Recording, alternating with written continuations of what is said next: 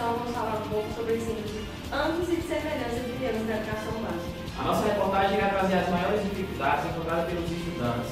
Para tal, iremos abordar algumas questões. Quais são as principais dificuldades na aprendizagem desses conceitos? Quais recursos os professores podem utilizar para potencializar a aprendizagem desses estudantes? Além disso, iremos receber na nossa bancada duas professoras para tirar as dúvidas sobre o assunto. Mande suas perguntas para o nosso e-mail m1destaque@hotmail.com. Essas e outras questões você acompanha a partir de agora no M1 Matemática em Destaque.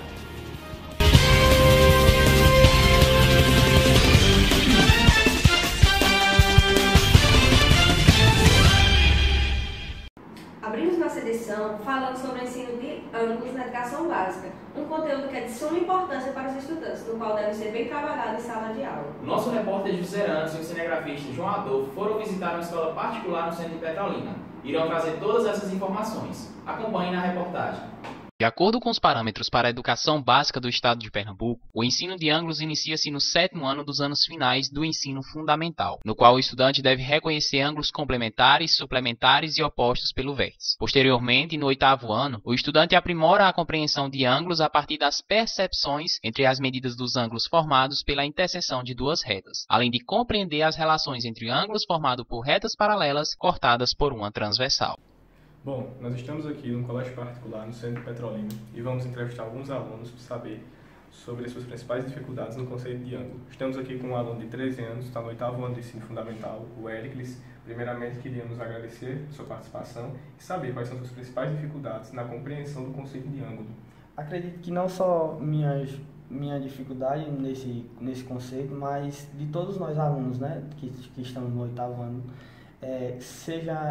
são as identificações e as classificações dos mesmos, dos triângulos.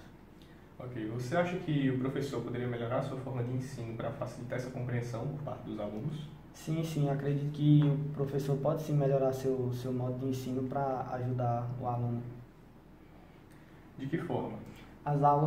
Eu acho que as aulas poderiam ser de forma mais lúdicas, motivando os alunos a aprender mais, pois a maioria dos professores ensinam de forma mecanizada os seus conceitos de aplicação, né?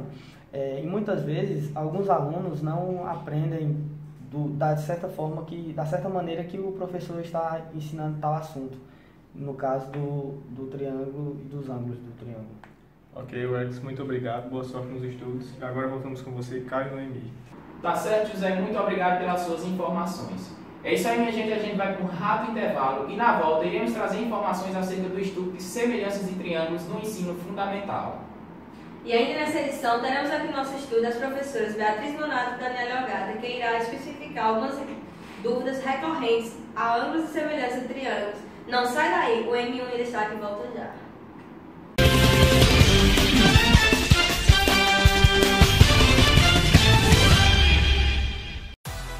Vem aí, a Semana Universitária da UPE 2018, com o tema Ciência, Inovação e Transformação, o conhecimento a serviço da sociedade. Faça já a sua inscrição e não fique de fora dessa. Inscrições abertas pelo site www.upe.com.br. O evento acontecerá entre os dias 17, 18 e 19 de outubro de 2018, com palestras, minicursos e muito mais.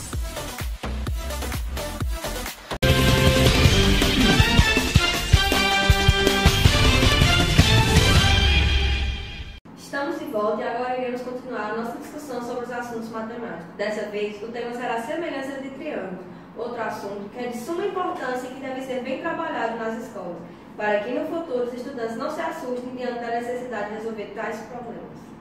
Sobre esse assunto, você irá acompanhar agora uma reportagem realizada pelo repórter João Adolfo e o cinegrafista José Anderson, que foram visitar uma escola pública localizada num projeto de irrigação na zona rural de Petrolina. Acompanhe na reportagem. O ensino de semelhança de triângulos inicia-se no 6º ano através da apresentação de conceitos fundamentais para que o conteúdo seja compreendido. Após tal compreensão, no 7º ano, o aluno precisa reconhecer polígonos semelhantes. No 8º ano, deve resolver e elaborar problemas relacionados aos conteúdos, utilizar as propriedades da semelhança para obter ampliações ou reduções de figuras planas, além de reconhecer as condições necessárias para obter triângulos congruentes. Por fim, no 9º ano, é preciso resolver e elaborar problemas utilizando as propriedades da semelhança de figuras planas, reconhecer as condições necessárias e suficientes para obter triângulos semelhantes, utilizar a semelhança de triângulos para estabelecer as relações métricas no triângulo retângulo, inclusive o teorema de Pitágoras, e aplicá-las na resolução de problemas. Nós estamos aqui no Colégio Público na Zona Rural de Petrolina, no projeto de irrigação Nilo Coelho, para conversar com alunos sobre a aprendizagem do conceito de semelhança de triângulos e suas principais dificuldades. Essa é a Gabriela, ela tem 14 anos, está no ensino fundamental. Gabriela, muito obrigado pela participação e você poderia falar para a gente quais são fala mais para a gente sobre o conceito de aprendizagem do conceito de semelhança de triângulos e quais são suas principais dificuldades?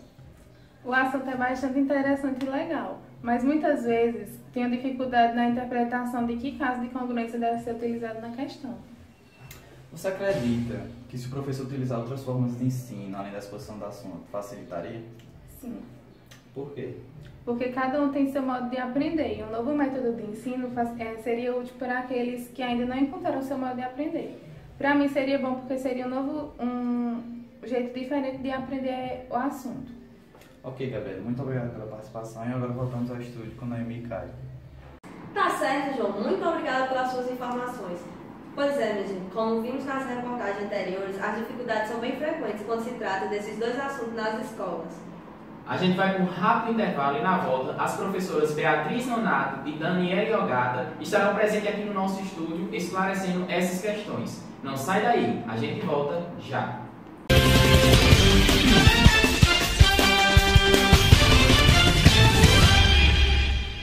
Vem aí o terceiro encontro de educação matemática do Vale do São Francisco, com o tema Tocar, Imaginar e Aprender.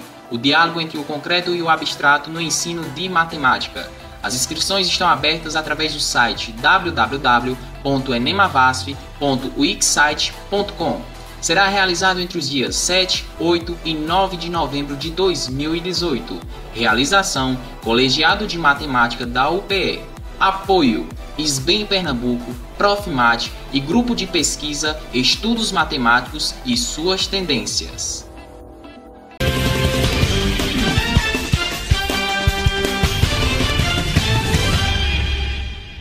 Então, como vimos na reportagem anteriores, as dificuldades são bem frequentes quando se trata desses dois assuntos. Nós convidamos ao nosso estúdio as duas professoras Beatriz e Daniele, que vão tirar essas dúvidas recorrentes de professores e estudantes acerca dos dois temas. Mas antes gostaria de começar falando onde se encontra a maior dificuldade de compreensão dos conteúdos. Será ser na aprendizagem do estudante, o professor ou o ambiente no qual o mesmo se encontra? Bem, as dificuldades no processo de ensino-aprendizagem da matemática na escola vem aumentando, uma vez que a família tem deixado de exercer sua contribuição no desenvolvimento da aprendizagem. Diante disso, é preciso que a escola cumpra sua função transformadora e que a matemática renasça como um novo olhar pedagógico no meio escolar, facilitando o desenvolvimento do ensino-aprendizagem da matemática. Professora Daniele, quanto à aprendizagem dos alunos referente a ângulos, qual o melhor método de ensino para que o professor consiga contribuir com a aprendizagem desses estudantes? Bom, primeiro é usar a ideia de giro para entender o que significa as medidas de 90 ou 180 graus, que ajuda a compreender o conceito de ângulo e dar sentido a ele. Além de estabelecer o consenso para o aluno a partir desse conceito que é natural. Além da ideia de giro, é importante ressaltar o uso de materiais como o transferidor, que proporciona plena visualização dos ângulos, e não podemos esquecer que a sala de aula é um espaço diverso e que possuímos estudantes com diferentes características. Assim, caso o professor possua um estudante cego, por exemplo, na classe, ele deverá empregar recursos em alto relevo, a fim de contribuir com a aprendizagem de todos e todas da classe. Professora Beatriz, referente ao material didático fornecido pela instituição de ensino, qual a sua opinião sobre o uso ou não uso deles? Quais materiais em sala? Bem, o emprego do material didático deve ser feito à medida que a aula transcorre, quando se torna oportuno e não no fim ou no início da aula, determinadamente. Ou seja, o material didático é uma ferramenta viável para explicações, desde que seja introduzido pela forma correta, de forma dinâmica que atrai o aluno e desperte o interesse do mesmo. Pronto, agora a gente tem algumas perguntas enviadas ao nosso e-mail. Vamos solicitar aos professores e uma delas é: qual o maior desafio do professor hoje quanto ao ensino de ângulos? E qual ferramenta podemos resolver esse desafio? Bom, o maior desafio é de relacionar a tecnologia disponível com a metodologia de trabalho do professor, a fim de proporcionar aos educandos uma aprendizagem significativa da matemática. Aí existe o aplicativo do GeoGebra, que é bastante amplo e fácil de trabalhar com os estudantes. E por meio desse programa, os educadores podem proporcionar aos alunos uma aula de matemática gostosa e fácil de aprender. Ok. Professora Beatriz, em relação à aprendizagem de semelhança, como os professores podem aperfeiçoar esse assunto? Bem, através de vídeos e de forma expositiva.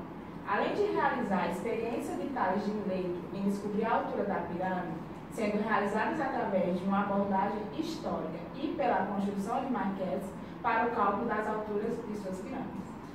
Ok. Quanto aos instrumentos, qual deles poderiam ser utilizados na abordagem do assunto do livro didático em si? A utilização do aplicativo GeoGebra e o uso de materiais concretos, como cartolina, a régua, a tesoura e transferidores, entre outros, no intuito de aprimorar os conhecimentos dos alunos.